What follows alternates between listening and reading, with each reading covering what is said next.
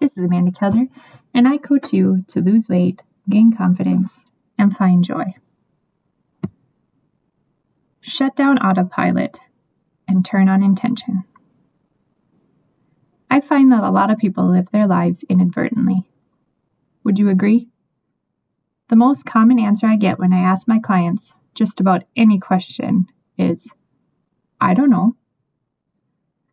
They don't know how or why they are overweight, what they are thinking, why they picked this job, this husband, this house, etc. Who can help them, what they plan to do next, and the list goes on.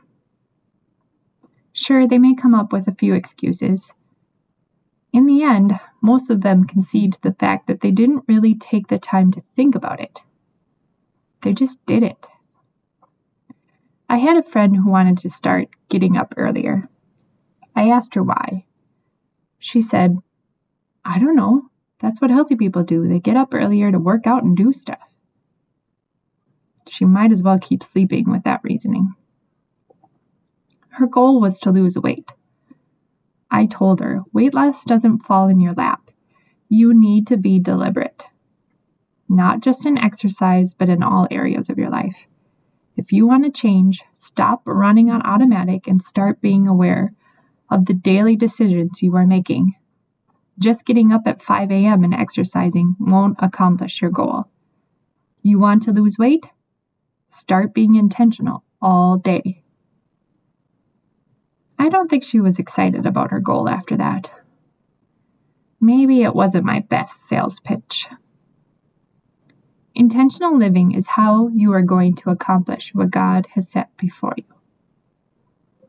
Look carefully, then, how you walk, not as unwise, but as wise, making the best use of the time, because the days are evil. Therefore, do not be foolish, but understand what the will of the Lord is. Ephesians 5:15-17. This verse is a great reminder for all of us to be intentional. Let's look at it a little closer. 1. Look carefully, then, how you walk. It doesn't say just start running blind and taking any path that seems easy and fun. 2. Making the best use of the time. How can you make the best use of your time if you don't even really realize what you are filling your time with? And 3, do not be foolish. The definition of foolish from dictionary.com says, lacking forethought or caution. Forethought and caution, I would say, are a large part of being intentional. You can see, God doesn't want us to just live life carelessly or unconsciously. He wants us to be present and deliberate. Why do we not take the time to be intentional then? Because it takes work and effort to be intentional. In the beginning, it seems like a lot of work, especially if you are very used to living on autopilot. To combat this with my clients, we start with a morning routine. My morning routine is kind of sacred to me now. I get up at 5 a.m. so that I can set the intention for the rest of my day. That is how I maintain my weight, build a business, raise 3 kids, run a household, on top of all of my other commitments. But first and foremost, it is how I serve God on this earth. I'm going to outline how to start your day with intention. I will summarize my routine. You should not follow mine exactly. Build your own with some key principles. Make it your own. Create a routine that is true to you and your intentions. So 1, get up. Stop telling yourself you're not a morning person. Very few of us are. Do you think I really want to get my butt out of bed when it's 20 below outside and put on my workout clothes? No way! I want to stay in my nice, warm, cozy bed and sleep. The first few weeks of getting up earlier will be torturous. This will pass. Tell yourself this is only a phase. It does get easier, but it only gets easier after you have been consistent, and you start to see the benefits of waking early. You will never know the return until you put in the investment. Also, I'm not talking about getting up hours before you usually do. Start with 5 minutes. Work your way up to more. Number 2, start with God first. If you are waking up earlier, even if it's only 5 minutes, make sure that time has a clear purpose. I start the day with a Bible verse. It is just one, Jeremiah 29:11. It's my favorite verse, and it puts my focus on what is most important. You could do a quick devotional, listen to your favorite Christian song, pray. Just make sure you look to where your guidance, strength, and purpose comes from first. Not only do I say this verse when I wake up, I take about 5 minutes to write in my prayer journal every morning. When I miss a day, I can feel the weight of those prayers sit on me. Writing is very therapeutic. Don't let the evil one tell you you're not a good writer, you don't have time, or you don't like to write. Because these were all my excuses at first. Try it out. You may really be surprised, like I was. Number 3, move your body. I didn't say exercise, I didn't say workout, I said move. Your body was made as a temple to carry the precious spirit living inside of you. For it to properly function, it needs movement. If you don't move it, stretch it, clean it, and care for it, your body is like a machine that has sat out for too long. It gets rusty and takes a lot of work to get it back up and running. If it was just used a short time every day with small amounts of maintenance spread out, it would work just fine. For my clients, I encourage walking. Start slow again. Maybe it is just a 2-minute walk. Then you build your way up.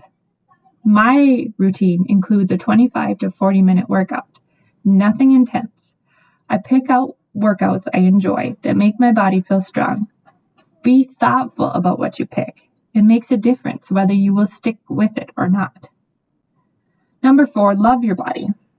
It's hard to want to have the motivation to take care of your body if you're always hating it. Show it love. Say nice things about you and your body. God did not make mistakes. You have a wonderful temple. It may need a little restoration, but it's still gorgeous, wonderful, and worthy. My morning routine consists of a list of thoughts I want to dwell on. You can kind of call them affirmations, but I have a different take on those. I won't get into that here, though. I also show love to my body by fueling it with food that gives me energy. Number 5, take care of your mind. This is the part I really focus on with my clients. But if you want good for you, lasting weight loss, you need to take care of your brain. Most of my clients do not take the time or effort to plan. This is number 1 in my book. Every morning I sit down and plan what I'm going to eat and my activities for the next day. No, not the day that I'm writing it, the next one. Why? Because I make really good decisions for myself a day in advance. Once I start that day, it already starts to get a little cloudy between what I need and what I want.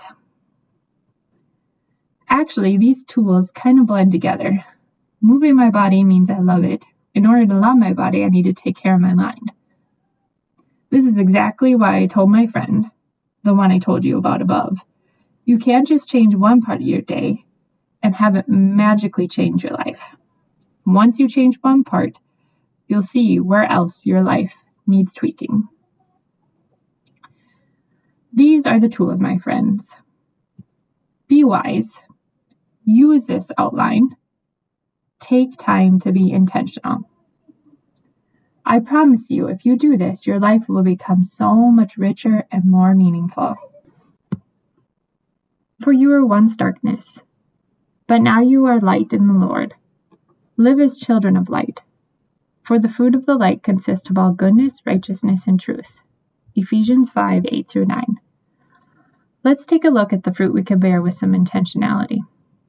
But the fruit of the Spirit is love, joy, peace, patience, kindness, goodness, faithfulness, gentleness, and self-control.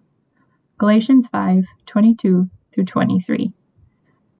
Live a life of intention now, and get ready to enjoy the harvest. Do you want to reap good fruit?